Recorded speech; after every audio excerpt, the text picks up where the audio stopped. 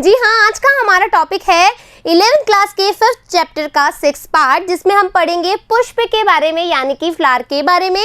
इससे पहले हमने क्या पढ़ा? इससे पहले हमने देखा 5th पार्ट के अंदर कि किस तरीके से जो पुष्प क्रम है वो क्या होता है, किस तरीके से फ्लावर का अरेंजमेंट होता है एक्सेस पे। इन्फ्लोरोसेंस उसको हम कहते हैं, दो तरह के होते हैं, ग्रोथ के आधार पे यानी कि वृद्धि के आधार पे, और जो पुष्प क्रम है उसमें कैसे कैसे परिवर्तन होता है उस आधार पे। दो तरीके थे, एक था असीमाक्षी और दूसरा था ससीमाक्षी। इसी के साथ हमने नीट से रिलेटेड कुछ इंपॉर्टेंट टॉपिक्स भी देखे थे, हाँ या ना। आज हम देखेंगे पुष्प के बारे में। तो बच्चों, जब भी पुष्प की बात आती है तो हमें बहुत ही हैप्पीनेस सा फील होता है, या हम कहीं एक डिफरेंट एनर्जी आती है, क्योंकि डिफरेंट कलर ऑफ फ्लावर हमें देखने को मिलते हैं, तो एक अलग सी ही खुशी हमें महसूस होती है, हाँ या ना।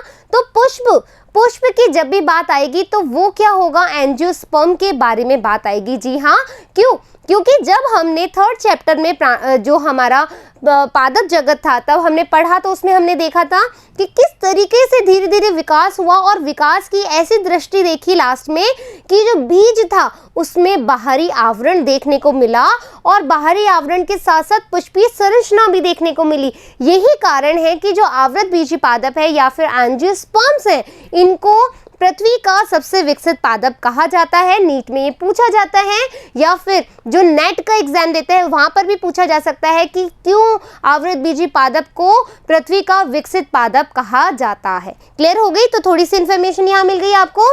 एंजियोस्पर्म में पुष्प एक क्या है, बहुत ही महत्वपूर्ण रचना है।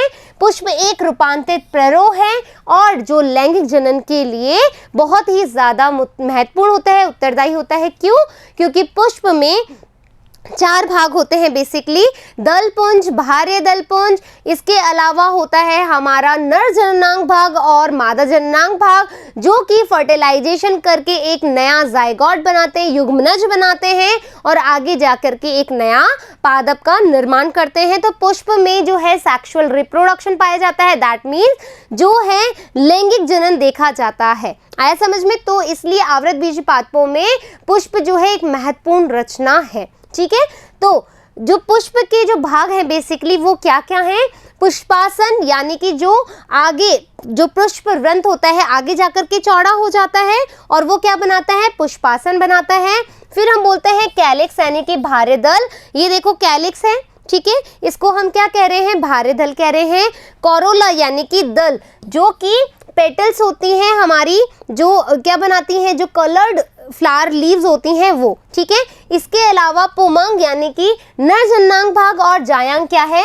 हमारा मादा जननांग भाग कहलाता है, ठीक है। वो पुमंग और लास्ट में जायांग। इसको हम इंडिविजुअली एक एक करके पढ़ेंगे, डोंट वरी अबाउट इट, ठीक है। फिर है कुछ फूलों में कैल्किस तथा कोरोला में कोई अंतर नहीं होता। कैसे? देखो बच्चों, ये है कैल्किस, ठीक है, और ये है कोरोला, यानी कि जब इस तरीके से हमारा एक वो होता है, ठीक है, ये होती है हमारी कैल्किस और ये होता है हमारा कोरोला, हाँ या ना। देखो, ये होती है हमारी कैल्किस, ये होता है कोरोला, ठीक है। ये कैल्किस बना दी, ये कोरोला बना दिया। तो जब कैल्किस और कोरोला में कोई भी अंतर ना हो, वो आपस में फ्यूज्ड हो, है ना। वापस बता रही हूँ, क्योंकि पेरिनेथ जो होता है यानी कि परिदल पुंज जो होता है इंपॉर्टेंट चीज है। नीट में क्वेश्चन आता है इस पे कि जो परिदल पुंज है वो आगे जाकर के किस तरीके से काम करेगा। जो परिदल पुंज है, पेरिनेथ इसको हम बोलते हैं इंग्लिश में, तो पेरियंथ जो होता है वो बच्चों कब होता है? जब कोरोला और कैलिक्स में कोई अंतर नहीं होता, वो आपस में फ्यूज हो जाती हैं। तो इस तरह का जो संरचना होती है उसको हम क्या बोलते हैं? परिदल पुंज कहते हैं, और इंग्लिश में इसको बोलते हैं पेरियंथ। क्या बोलते हैं? पेरियंथ बोलते हैं। आया समझ में? तो उदाहरण क्या होगा, इसका एग्जाम्पल क्या होगा? प्याज। क्या होगा? प्याज इसका एग्जाम्पल है। आपसे पूछा जाता है, देखो बच्चों एक छोटी सी रिक्वेस्ट है आपसे, है ना, मैं आपको थोड़ा सा यहाँ पर रोक रही हूँ, क्यों? क्योंकि बहुत इंपॉर्टेंट बात बता रही हूँ।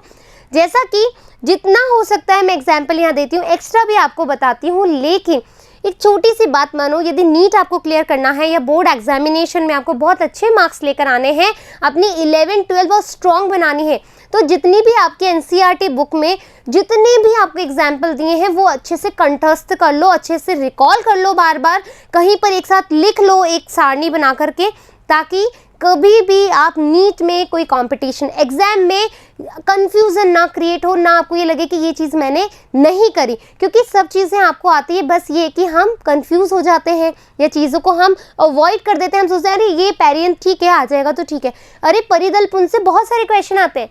तो इसीलिए मैं कह रही हूँ कि जहाँ मैं आपको इंडिकेट कराती हूँ, प्लीज़ आप कॉपी पेन बुक अपनी लेकर के बैठा करो ताकि उस चीज़ को हाईलाइट कर सको। ठीक है, ये छोटी सी रिक्वेस्ट है, मानना ना मानना आपके ऊपर है। ठीक है, तो इसका जो एग्जाम्पल है वो क्या है, प्याज है। पुमंग व जायांग की उपस्थिति के आधार पे अब हमने क्या देखना है, पुमंग और जायांग यानी कि हम बोल रहे हैं यहाँ पर कि जो लैंगिक जनन अंग है यहाँ पर पुष्प के अंदर, उसकी उपस्थिति के आधार पर जो पुष्प है, ठीक है, वो कैसा हो सकता है, एक लिंगी हो सकता है, द्विलिंगी या फिर उभयलिंगी हो सकता है। ठीक है, तो एक लिंगी यानी कि या तो मादा जनन भाग हो या फिर नर जनन भाग हो, दोनों जो अंग है वो एक साथ ना हो, है ना। तो एक लिंगी जब किसी फूल में एक पुंकेसर, ठीक है, यानी कि एक नर जनन भाग हो सॉरी, या फिर एक अंडक जो कि मादा जनन भाग हो, उसको हम क्या कहते हैं, एक लिंगी कहलाता है। यानी कि एक लिंग, एक ही लिंग पाया जा रहा है, एक ही जनन अंग पाया जा रहा है, यहाँ पर या तो मादा होगा या फिर नर होगा। तो इस तरह के पुष्प को हम क्या बोलेंगे, एक लिंगी पुष्प होगा। और उदाहरण क्या है इसका, पपीता, पपाया इसका एग्जाम्पल है। ठीक है बच्चों, लिख लो प्लीज, एग्जाम्पल एनसीईआरटी की बुक में और दे रखा है तो वो भी मेंशन कर लेना। ठीक है, और एक्स्ट्रा आपको आता है तो वो भी मेंशन कर लेना।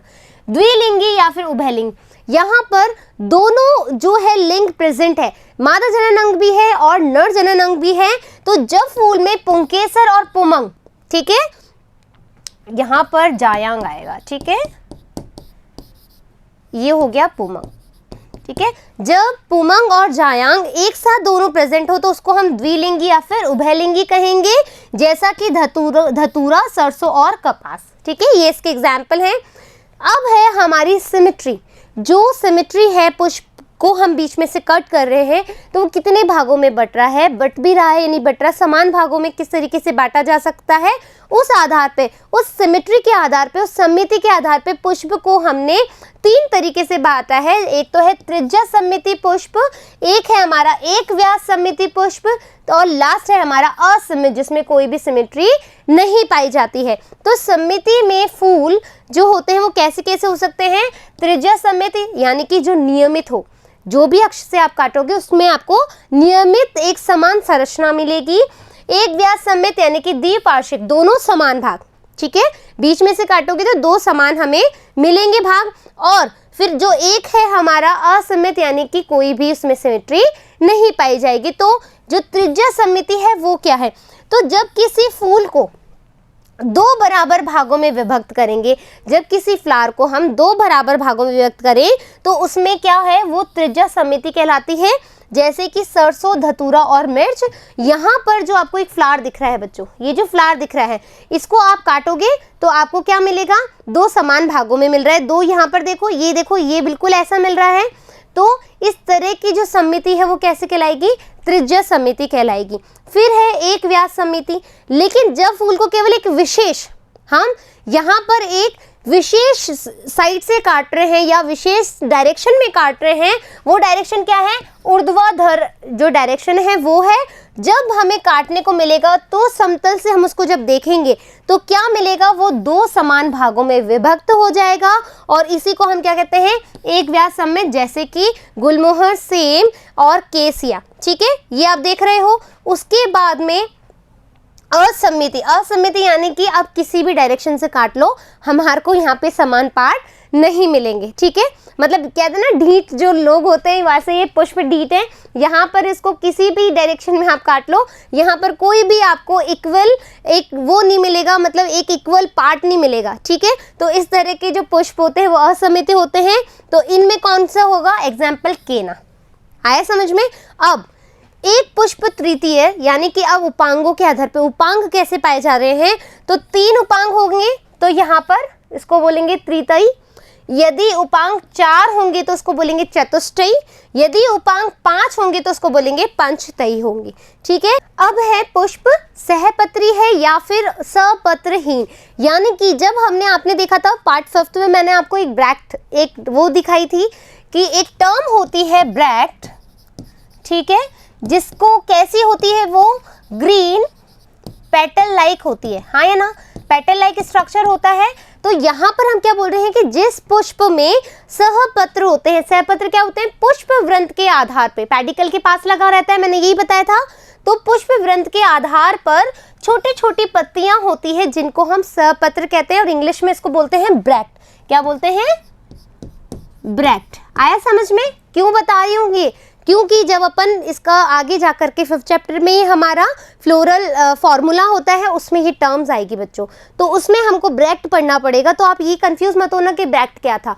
ब्रैक्ट हमारा सहपत्री कहलाते हैं जब सहपत्र प्रेजेंट हो, यानी कि पेटल लाइक हमारी ग्रीन लीव्स होगी जो कि पेडिकल के पास होगी, यानी पुष्प वृंत के पास होगी। यदि ये नहीं हो तो हम इसको बोलेंगे ई ब्रैक्ट, ठीक है।